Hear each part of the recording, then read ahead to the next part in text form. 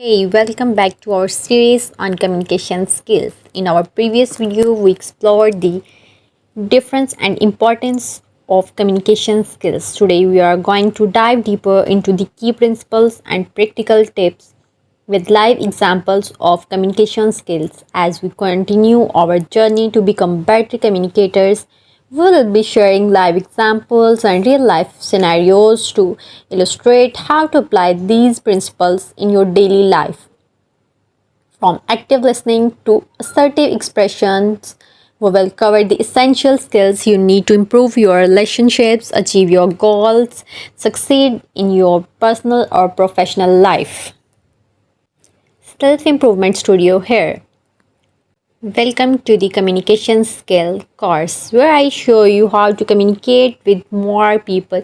Today I want to reveal to you the secret to getting better at communicating to people. So let's dive right into it. So the first thing you have to understand is that you are not born socially handicapped.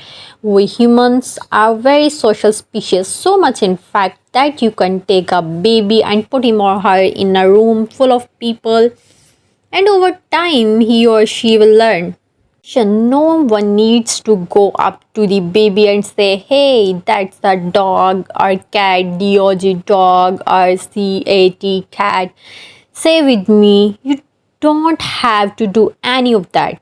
If you just talk and go about your daily activities, the baby is capable of learning your language by pure observation, and this is because the human brain is actually extremely good at identifying patterns and rules when it comes to social interactions, which is basically what language is if you think about it. Patterns and rules. So it's not that you were born socially handicapped.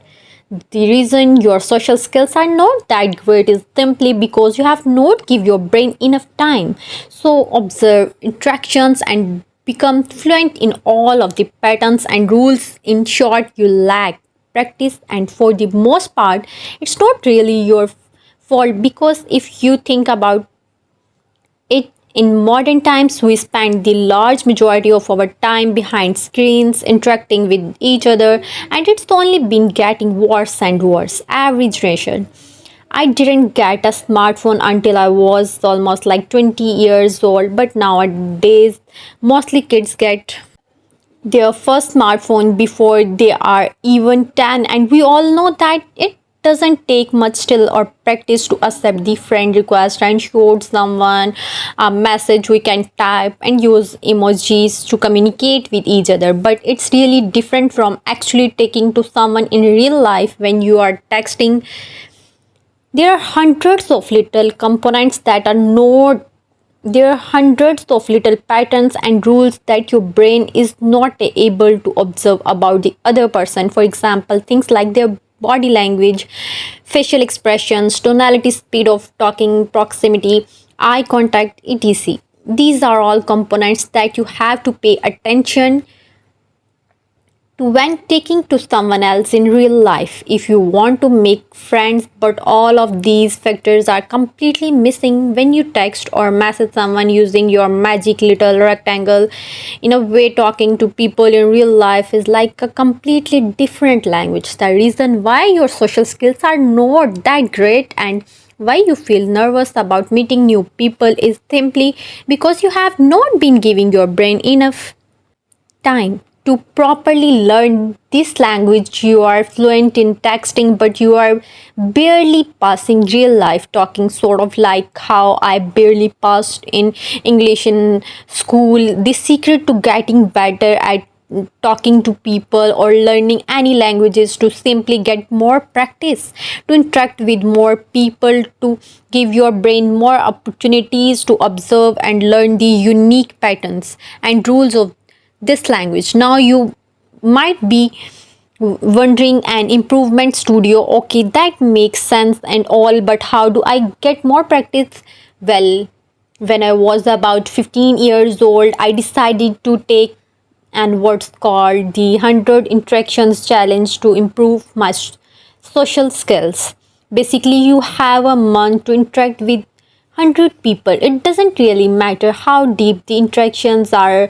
Heck, you could run up to people and just say hi, then run away, and that would still count as an interaction. The majority of my interactions during this challenge involved asking people for directions while pretending that my phone died and that I was lost. And also, these interactions on a surface level seemed very simple and short. I eventually found myself transitioning into deeper conversation, and this actually led to a whole lot of practice for my brain, and I did see pretty significant boost in my social skills by the time the challenge was over. Now, a quick little side note, people always ask me to make a course for the 100 interactions challenge whenever I talk about it, but to be honest, it wouldn't really even be a course. I literally just explained to you all you have to do, but then you did often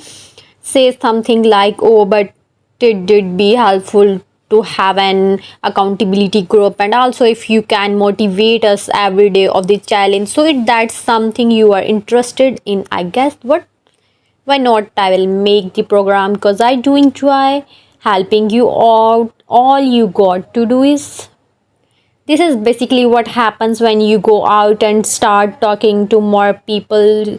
Sure, you will probably have a couple of awkward interactions, but eventually you will learn the patterns and rules of the culture. You will learn what's funny, what's appropriate, and over time you will learn how to speak with friends. You will learn how to balance. So just go out there and start talking to more people.